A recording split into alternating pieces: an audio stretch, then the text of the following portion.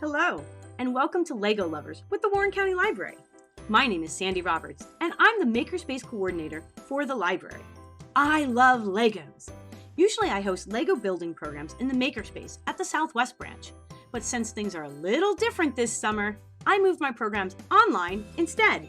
Now we can play with Legos together no matter where we are. Each week, I'm featuring the works of Lego masters and talking all about the amazing ways that Legos are used for art, engineering, and more. Then you can take part in all the fun challenges at home. This week, our theme is in real life.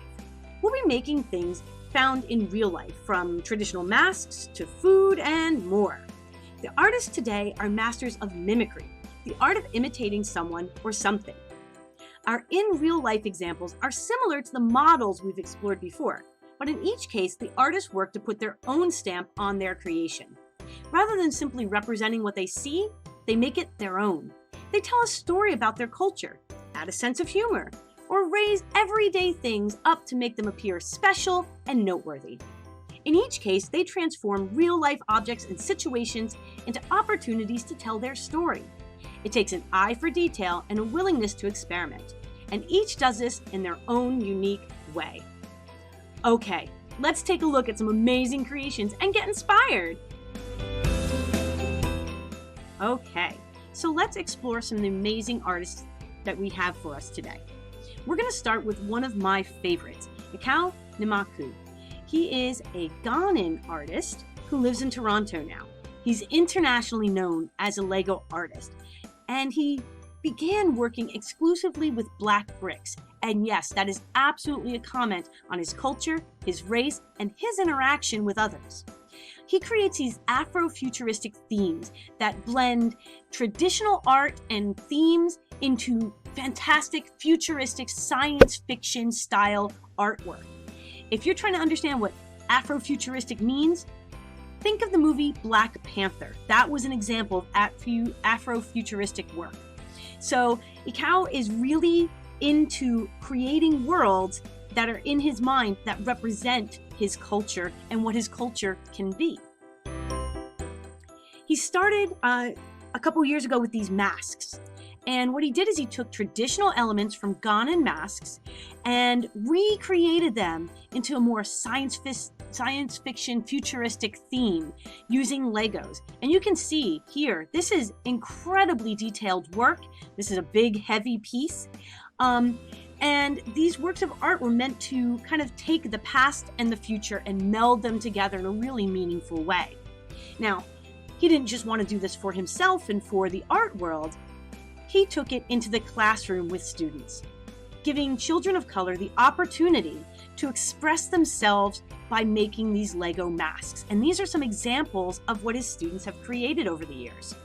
And you can see some really awesome uses of Lego in their construction, but also a lot of creativity in expressing different faces, different shapes, different colors, different themes, and different cultures. He does these programs still, and you can find out more about them on his website. But he also has a book called Beasts from Bricks, and this features both his design process, how he goes about creating his amazing artwork, and also step-by-step instructions to create things like rhinoceros, elephant, and giant aardvark. Giant anteater. But these are all African animals and animals from around the world that he has created. Recently, he's made this beautiful white owl that, when hung, looks as if it's flying. So I encourage you to go to his website. There is more there than I could possibly cover in one presentation. And it's all really interesting and dramatic and very, very unique. Definitely a perspective that you don't see a lot in Lego. So really go there. It's going to be inspiring for you. Our next artist, Donna Yates. Donna is not a traditional Lego master. She is not someone who is working as an artist in the Lego world. She is actually a Scottish archaeologist and scientist. She is a professor, and she created Lego Academics on Twitter to celebrate all the ups and downs, the joys and trials of being a woman in science and of being an academic. So she created these Lego characters and makes these scenes. and here are some of them. So she creates these science scenes, kind of telling the story of her characters as they deal with all the different things that one has to deal with as a scientist. And they're really fun because they kind of show a snapshot into her life using Lego pieces. And if you follow her on Twitter, you can see a little bit about what's going on in her career and the career of her friends as she goes through these different creations. Now, a couple years ago, people were so excited about what she was doing, they suggested that she pitch a couple of science kits to Lego themselves. And this is what she came up with. They're all archaeology based, of course, and she made different scenes that included women as scientists and archaeologists. They were very popular. She got over 10,000 upvotes of people in support of these Lego sets. But Lego so far has not decided to make the sets. But you can take a look and recreate them yourselves. Maybe there's a famous scene from a movie that stars a scientist, or a picture that you've seen that you'd like to recreate with Legos. You could try that, and wouldn't it be fun to share that with her? All right, our next artist, another woman, Tary. She's from Japan, and she's kind of mysterious. No one's entirely sure who she is. We do know that she works for a toy company and designs Legos, and designs logos rather. And she's most famous for her original works of food made with Lego. It's not the only thing she makes. Definitely check out her Flickr account. If you are into science fiction, comic books and TV shows and Gundam and all that kinds of stuff, there's a lot there for you. Let's take a look at some of her food art though, because that's what she's most well known for. All right, what I love is that she blends her culture into her Lego art. These are bento boxes with sushi and other elements, chopsticks that she made that really represent her Japanese culture. If you've never seen a bento box, the idea is that you put all these little items that you can eat together into a box that you can kind of enjoy for a meal. But she also does some things that maybe you wouldn't associate with Japanese culture. Here is a fun burger that she made out of Lego, and this might be one of my favorites. It's a piece of broccoli, which I think is a great creative use of Legos. Some more pieces. Here's another bento box. This one's much more complex. Look at that. And she puts it in a real box, which I think is really fun, kind of mashing up that Lego world with the real world. Here's some shrimp tempura. If you've ever had Japanese food, you probably have had something like this over a bowl of rice. And this one is a banana. If you've created with Lego, you know how hard it is to get that curved shape. And she does it so elegantly and so realistically with this banana. And this is one of my favorites as well. This is a cup of coffee, like the fancy kind you might get at a coffee shop where they do like the foam and the drizzle of chocolate. And I just think it's really cool that she used pieces you might not think of to do that drizzle, but then when you step back, it looks just like what she's trying to recreate. And again, she put it in a real world cup. So I love that mashing up. One last one, pizza. Who doesn't love pizza? This is fantastic because she uses all these different kinds of pieces to create the look of things like mushrooms and pepperoni and peppers. And you really get a feel for what you're eating here. I love the detail of it. I love the layers of creation. So you can see the tomato sauce underneath the cheese. It just has such depth and attention to detail, which is just a real hallmark of her work. So if you love pizza, maybe you could try creating a piece of pizza out of the Legos you have at home. Okay, last artist for the day, the Brick Bros. These are two brothers from Canada, the Bentler brothers, that started making simple Lego stop motions in 2008 and eventually decided to take it seriously, made a production company and a YouTube channel in 2014. They are still going today. So there are years worth of fantastic videos to check out. We're going to be looking at one of their stop motion videos in a moment because they have a whole series called In Real Life. But they also have a great tutorial on making stop motion animation. If you haven't checked it out yet, please do. This is a very family-friendly channel. So there's their YouTube down here. All right. So this video, as you may be able to tell, is about food. And I'm going to play just a short piece of it. It's about 2 minutes long. I'm just going to give you about 30 seconds. So definitely go and check this one out and the other 4 or 6 in the series. They're all a ton of fun.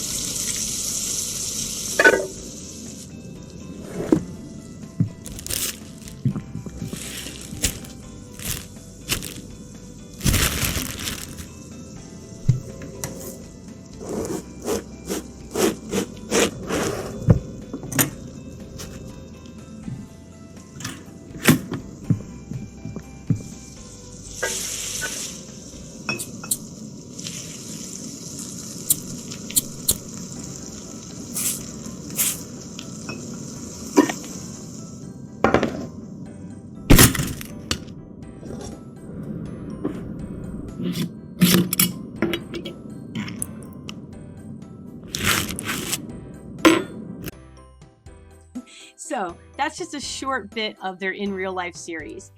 I love the mashup of Lego into the real world and the way that the two are used so seamlessly that you almost think it's real. That stop motion was over 1,500 photographs and took them quite a long time to make that 2-minute video. But wouldn't it be a really fun thing to do to create your own in real life? Maybe what would it look like if you're brushing your teeth with Lego, or I don't know, making a meal with Lego? So go and check out their YouTube channel for lots of inspiration. Right? Tips and tricks, sorry. Technical difficulties. Anyway, some tips and tricks for today. From Ekow, anything I create can always be undone, so I always improve. I love that. He really focuses on the fact that when he's building a piece, if it isn't coming out the way he wants, if it doesn't look the way he wants, he is not afraid to tear it apart and start again. And that's an important part of the process. And that's the beauty of Lego, is that it's so flexible and adaptable. You can take it apart and rebuild at any moment that you want. If it isn't coming out the way you want, if it doesn't look like what you have in your head, you can try again. And he really encourages people to do that. He's got 2 daughters of his own that he works with, and that's one of the first takeaways that he has passed on to them. So that's important to remember. He also suggests to toss aside the instructions and express yourself. When he was a kid playing with Legos, a lot of the things he wanted weren't in kits. So he would get the kit, not pay attention to the instructions, and make the wild spaceships or African savannas that he imagined in his head. And look, that's ended up being the key to his success, that he has been able to take his imagination and create with no guides, no guidelines at all. As a kid, he said that he would create the things that he wanted but didn't have. So he created a whole world that didn't exist and now shares that with the world.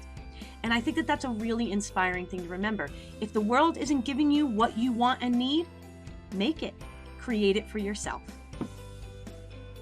All right, Donna, here represented as her Lego self from her Twitter series, says, don't be afraid to try out an idea, even if it's silly. Let's face it, it's a little silly for a PhD in archaeology from Scotland to be making crazy Lego scenes on Twitter.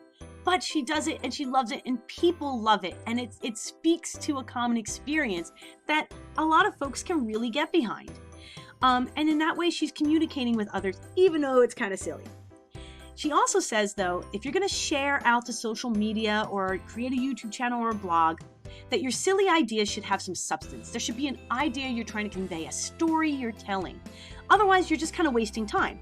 That's fine if you're just playing at home. That's totally cool. But if you want to share that out and really tell people a story, make sure you have a solid idea of what you want to share.